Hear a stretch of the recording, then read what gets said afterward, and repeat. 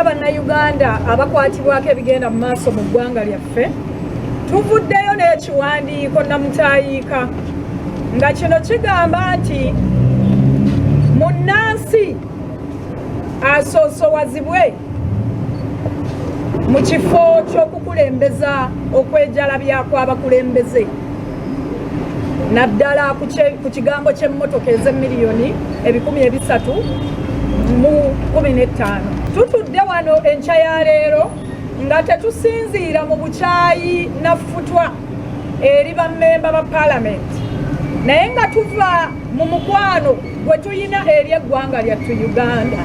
Singa wayita ennaku ntono ddala, ennaku tuwadde paka nga 18, nga twagala tuwulire okuva eri sipiika wa Palamenti, tuwulire eri abakwati baako bonna be tuweereza ekiwandiiko kino, nammwe bannayuganda ewala gye muli, nti bwe tutawuliza ddoboozi livaayo kukkaatiriza kye twogera leero, twewaddeyo nti tugenda kutambula nga twolekera obwanga bwa Palamenti. Mu kiseera ekitono ddala mu nnaku embale tujja kusaba poliisi mutwegatteko era mutukuume, tutambule olw'omwana omulwadde mu kakiriniki mu ddwaliro akataliimu ddagala, tutambule olw'omwana atudde mu kibiina bulooka nga zikutte mu mbinabina oba abatudde wansi w'emiti, tutambule olw'omusomesa azze yeekalakaasa abazze bateeka ebikolo wansi nga basaba busabi kubongezaako mitwalo nga giijo. Ezo sente zandikozeeko ku bintu ebirala ebigasa bannayuganda oba abawi b'omusolo, okuliko amalwaliro.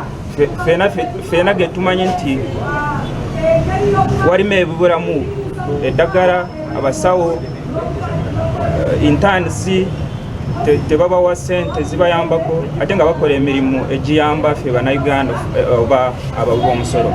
Okukwata sente zonna nno ne zigenda mu kwejalabya oba kugula ebintu ebitagasa bannayuganda ate abawi b'omusolo.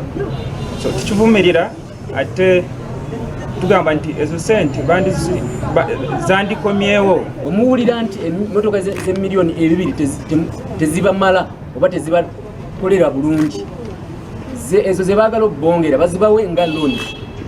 Ffe ngaffe tubadde tugamba twagala wabeewo etteeka eryeteeka nti Palamenti bw'ebanga eyagala kugulira ababaka ba Palamenti emmotoka, egende gula emmotoka, buli omu ng'emuwa mmotoka naye nga sikubawa ssente. Tetugenda kusukka waawo, mbebaza mwenna abasinzidde.